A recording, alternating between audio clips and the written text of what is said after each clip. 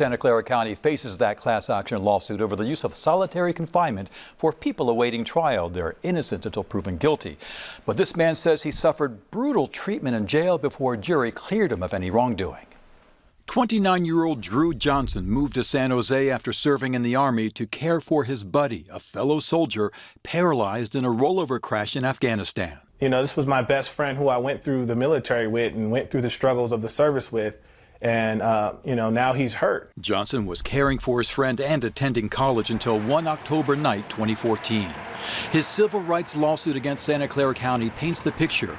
He was walking back from the store when two drunk men tried to rob him along Capitol Expressway and brandished a knife. With his back to traffic, Johnson tells me he had no choice but to pull his .40 caliber Glock and fire two warning shots into the ground. But the complaint says the men kept coming, so Johnson shot one in the leg, the other in the hip. If I wanted to kill them, I very well could have. And I know what a kill shot is from the military. It took a jury only 2 hours to clear Johnson of attempted murder charges. Now he's suing Santa Clara County for placing him in solitary confinement for 16 months out of the 3 years he spent in jail awaiting trial. Johnson tells me he never knew why the jail sent him to solitary starting the day he arrived. They never explained anything to me. I never even got a rule book. I didn't know anything. All I knew was that I was locked down for 47 hours at a time, and I got 1 hour out of my cell in 48 hours. After what they tell me were hundreds of complaints from inmates, Berkeley's prison law office filed this class action lawsuit over solitary confinement in 2015, accusing the county of inhumane conditions in its jails, subjecting individuals to serious psychological and physiological harm, including anxiety, depression, social withdrawal, paranoia, agitation, and suicidal ideation.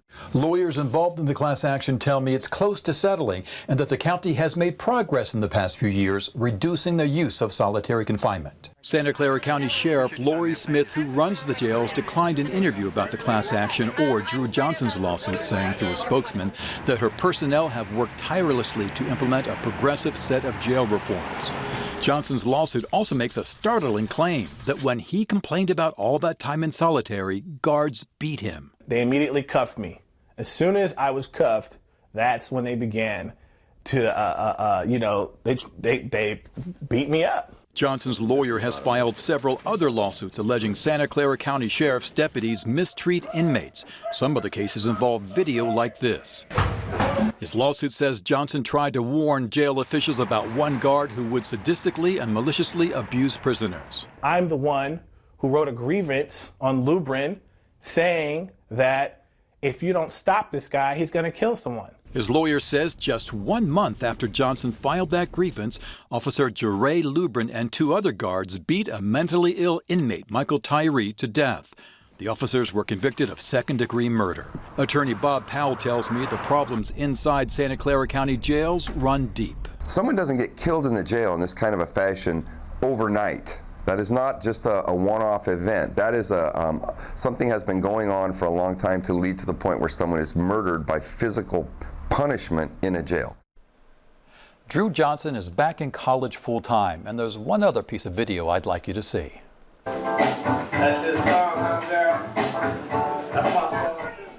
That's him dancing with his daughter. She's now 7. Johnson tells me he was thrilled to walk her to the first day of school last week. He's making up for those lost 3 years.